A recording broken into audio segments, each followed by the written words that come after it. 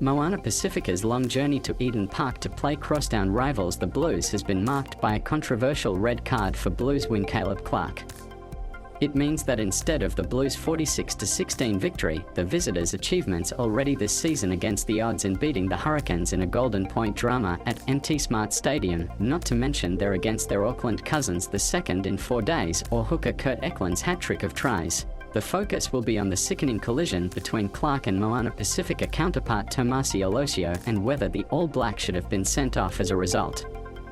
The facts are that in the 52nd minute, and with the Blues comfortably leading 36-16, Clarke leaped high to attempt to charge down Alosio's chip and chase down the right-hand sideline. However, instead of making contact with the ball, Clarke's right knee made contact with the left side of Alosio's head. Clarke was in the air before Alosio, who had earlier scored his team's only try, kicked the ball. However, referee James Dolman, after consulting his television match official, was unmoved by Clarke's pleas or that of his skipper Dalton Papali, and off the number 11 went. Alosio, who was prone on the side of the field for many minutes, left the field for medical attention.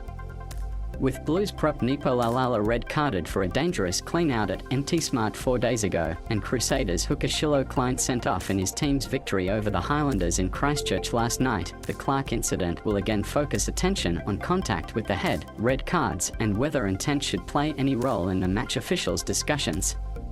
It's not an issue that will be decided this week or indeed this season, and while Clarke appeared to lead with his knees, there will be arguments about how difficult it is to change direction once airborne. Blues wing Caleb Clarke is shown a red card by referee James Dolman during his team's win over Moana Pasifika at Eden Park. There was more drama.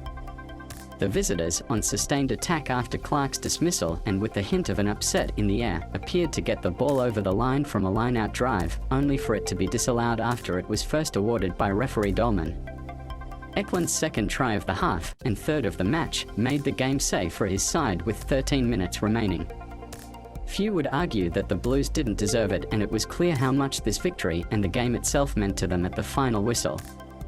Before the Moana Pasifika team took to the Eden Park pitch for the first time tonight, and before they faced a rare Blues haka, a statement of intent that this part of Auckland is the Blues, at least the newcomers' coach Aaron Morga spoke of the philosophy driving his team.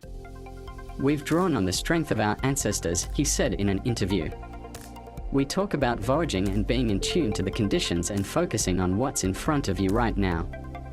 Their journey on Saturday night was not smooth sailing, but a vibrancy among the crowd at Eden Park, the first significant crowd at the park due to the recent relaxation of COVID restrictions, suggests their entrance to the competition is not only welcome, but necessary. Morga was reluctant to talk about what success might look like for Moana Pasifika before this season kicked off, and how right he was. Their first game against the Blues, scheduled for MT Smart Stadium way back in February, was of course postponed, and such has been their misfortune with COVID that they are in the midst of playing 6 games in a little over 3 weeks. And yet, glimmers of hope in a defeat to the Crusaders in their first match blossomed into something far more tangible in a Golden Point victory over the Hurricanes, and while they were defeated 32-19 at MT Smart last Tuesday, and beaten more heavily tonight, they have brought a point of difference to the competition which has been missing for many years.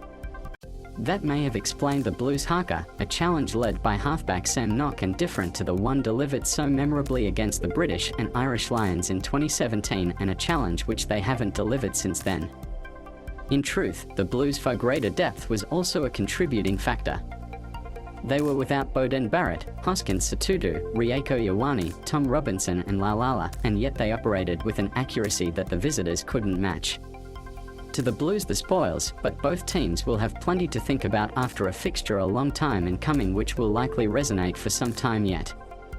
Blues 46. Moana Pasifika 16. Halftime, 29-16.